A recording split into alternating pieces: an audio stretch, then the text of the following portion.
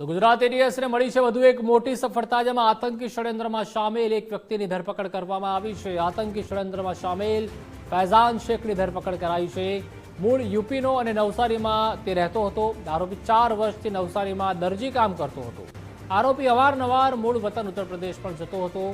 આરોપીએ અલ ફૈઝાન ગાઝા નામે internet ID બનાવી હતી। જૈશ એ મોહમ્મદ અને અલ કાયદાથી ખૂબ જ પ્રભાવિત હતો।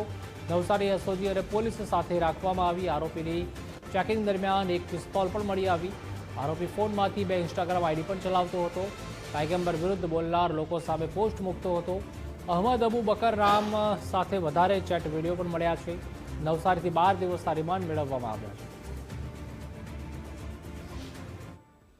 એક બાતમી મળી હતી કે એક ફૈઝાન નામનો શખ્સ છે જે કે મૂળ રામપુર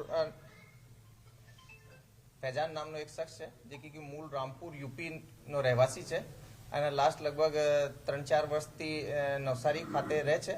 દરજીનો કામ કરે છે અને સમયાંતરે એના મૂળ વતન પણ જાય છે અને આ જાતે ઘણો રેડિકલ છે। આ એવા લોકોને મારવાનો ષડયંત્ર રચી રહ્યો છે જે કે આના મુજબ પૈગંબર વિરુદ્ધમાં કંઈ સ્ટેટમેન્ટ કરતા હોય, વધારે બોલતા હોય અને સાથે સાથે આ જૈશે મોહમ્મદ અને અલ કાયદાની જે વિચારધારા છે આનાથી ઘણો પ્રભાવિત છે।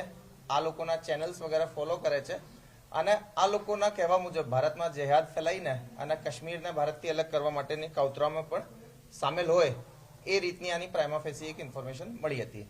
આ ઇન્ફોર્મેશનને ડેવલપ કરવા માટે wireless sub inspector Nikunj Joshi અને પીએસઆઈ ડીવી રબારીની એક ટીમ બનાવવામાં આવેલી। આ લોકો દ્વારા એનાલિસિસ કરવામાં આવેલો અને જાણવા મળેલ કે આ એક અલ ફૈઝાન ગાઝા કરીને એક ઇન્સ્ટા આઈડી છે જે ચલાવી રહ્યો છે। એને એનાલિસિસમાં ઘણો બધો અમને રેડિકલ કન્ટેન્ટ અને એને જે આતંકી કૃત્ય કરવાની જે એના જે ટાર્ગેટ્સ હતા આ બાબતમાં જાણવા મળેલ। એક મોટી ટીમ બનાવવામાં આવેલી જેની અંદર PI NR Brahmbhatt, CH Panara, KB Desai, AP Parmar, PB Desai, VR Jadeja, Manal Shah વગેરે બધા અધિકારીઓ જોડાયેલા। નવસારી એસઓજી અને નવસારી જિલ્લા પોલીસની ટીમને પણ સાથે રાખવામાં આવેલી અને આ જે ફૈઝાન નામના માણસની ટેકનિકલ અને હ્યુમન ઇન્ટ મારફતે એની ઓળખ કરવામાં આવેલી। એને ત્યાં